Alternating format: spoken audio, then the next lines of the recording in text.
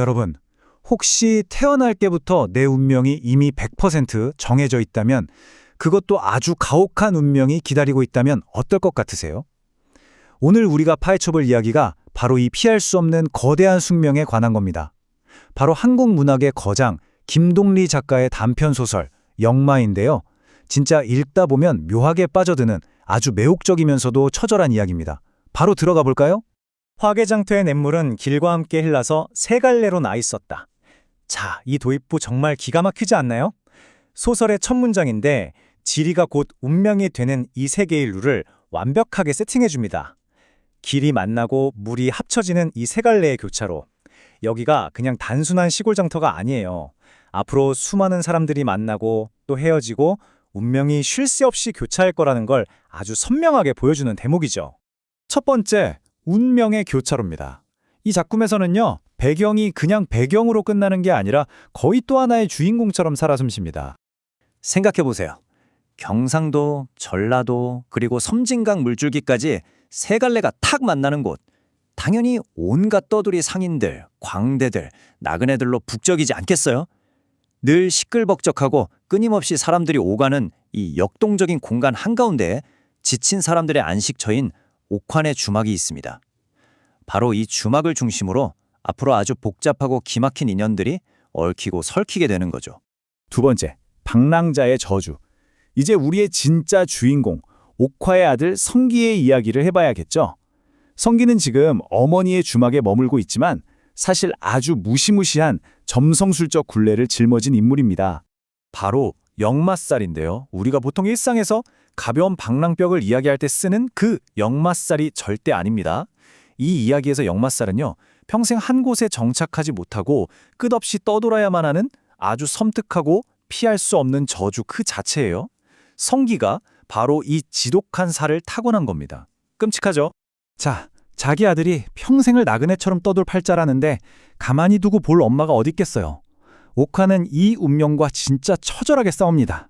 처음엔 이 역마살을 불교의 힘으로 눌러보려고 어린 성기를 절에 보내서 스님을 만들려고까지 해요.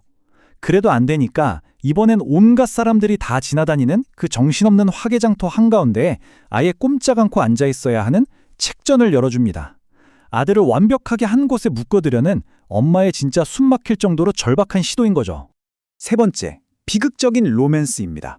하지만 운명이 엄마의 바람대로 얌전히 물러나 줄 리가 없잖아요.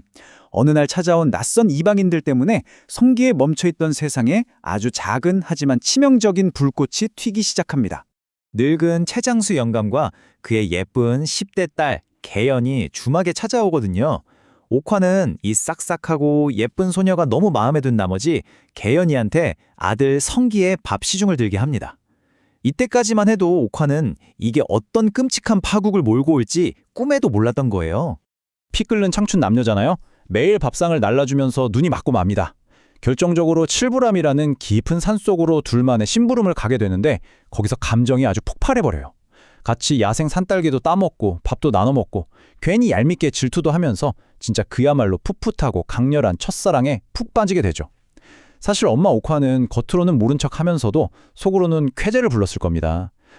이 참하고 예쁜 개연이가 내 아들의 저주받은 역마살을 딱 고쳐주고 드디어 정착하게 만들겠구나 하고 말이죠. 네 번째, 잔인한 운명의 장난. 하지만 여기서부터 이야기의 공기가 완전 싸늘하게 바뀝니다. 숨겨져 있던 소름 끼치는 진실이 훅 하고 튀어나오거든요. 그 진실의 트리거가 뭔지 아세요? 바로 개연의 왼쪽 귓바퀴에 있는 아주 작고 까만 사마귀 하나였습니다. 정말 아무것도 아닌 것 같은 이 작은 점 하나가 옥화의 세상을 그야말로 산산조각 내버립니다. 어떻게 된 건지 시간을 살짝 거슬러 올라가 볼까요? 무려 36년 전 떠돌이 남사당패 남자가 옥화의 어머니, 그러니까 성기의 할머니죠. 할머니와 하룻밤을 보냅니다. 그런데 지금 옥화가 개연의 귀에서 발견한 사마귀가 옥화 본인의 귀에 있는 것과 위치까지 소름 돋게 똑같았던 거예요.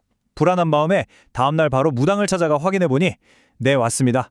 그 늙은 최장수 영감이 36년 전에 그 남사당이었고 개연은 옥화의 피를 나는 이복 동생이었던 겁니다. 진짜 운명 한번 너무 가혹하죠? 상황이 이렇게 되니 정말 미칠 노릇인 거죠. 방금 전까지 부부가 될 뻔했던, 너무나 사랑했던 두 사람의 진짜 관계가 사실은 조카와 이모였던 겁니다. 절대 맺어질 수 없는, 인간의 윤리로는 도저히 용납할 수 없는 가장 끔찍한 금기. 그 거대한 벽 앞에 두 사람의 사랑이 가로막힌 겁니다. 5번째, 운명을 받아들이다. 이제 이 이야기의 가장 가슴 아픈 절정으로 들어가 보죠. 결국 이 사랑하는 두 사람은 강제로 생이별을 하게 됩니다. 진실을 알게 된 최장수 영감은 쫓기듯이 딸을 데리고 주막을 떠납니다. 붉게 충혈된 눈으로 개연이가 성기를 돌아보며 떨리는 목소리로 첫 번째 인사를 건네요. 오빠, 편히 사시오. 성기는 발이 땅에 얼어붙은 것처럼 굳어버렸습니다. 버드나무 가지만 꽉 움켜쥔 채 아무것도 하지 못하죠. 너무나 느리고 고통스러운 침묵 속에 두 번째 인사가 들려옵니다. 오빠, 편히 사시오. 멀리서 뻐꾸기는 무심하게 울어대고 햇살은 야속할 정도로 눈부십니다. 그 속에서 울음이 잔뜩 섞인 개연의 마지막 목소리가 들려오죠. 오빠, 편히 사시오. 이 세 번의 인사가 아마 성기의 가슴에 평생 지워지지 않는 흉터로 남았을 겁니다. 개연이 떠나고 나서 성기는 어떻게 됐을까요? 시름시름 앓다가 진짜 죽음의 문턱까지 가는 심각한 열병에 걸리고 맙니다. 밥도 안 먹고 죽어가는 아들을 보다 못한 옥화가 결국 침묵을 깨고 이 끔찍한 가족의 비밀을 다 털어놓게 되죠. 자기 귀에 있는 똑같은 사마귀까지 들이밀면서요. 그런데 여러분, 여기서 진짜 예상치 못한 반전이 일어납니다. 이 잔혹한 진실이 오히려 성기를 다시 살려내는 기적 같은 촉매제가 되거든요. 옥화가 이렇게 말해요. 차라리 몰랐으면 또 모르지만 한번 알고 나서야 인륜이 있는데 어찌겠냐. 부디 애미 야속타거나 생각지 마라. 이 피를 토하는 고백을 듣는 순간 성규의 머릿속이 맑아졌을 겁니다. 아, 어머니가 우리 사랑을 질투해서 갈라놓은 게 아니구나. 나를 인간이 지켜야 할 최소한의 선, 그 천륜을 어기는 끔찍한 죄악에서 건져주려고 그렇게 모질게 굴었던 거구나. 이 깨달음이 성규의 마음속 응어리를 풀어주게 됩니다. 그리고 얼마 뒤 거짓말처럼 병을 훌훌 털고 일어난 성기. 그가 어머니에게 한 첫 부탁이 뭔지 아세요? 정착하겠다가 아니었습니다. 놀랍게도 하얗게 칠한 나무 옆판을 하나 맞춰달라는 거였어요. 자, 드디어 올 것이 온 거죠. 옆판을 목에 걸고 다시 화개장터의 그 세 갈래 길에 선 성기. 자, 여러분이라면 어느 쪽으로 가시겠어요? 한쪽은 사랑하는 개연이 눈물을 흘리며 떠나간 굴의 쪽길이고 다른 한쪽은 완전히 낯선 미지의 세계인 하동 쪽길입니다. 숨막히는 긴장감 속에서 성기는 단호하게 굴의 쪽을 등집니다. 그리고 하동 쪽을 향해 묵묵히 발걸음을 내디뎌요. 저는 이 마지막 장면이 정말 문학사상 손에 꼽히는 아름다운 역설이라고 생각해요. 평생을 발버둥치며 도망치려 했던 그 끔찍한 저주, 역마살. 그걸 온전히 내 운명으로 껴안는 순간 성기의 발걸음이 거짓말처럼 깃털같이 가벼워집니다.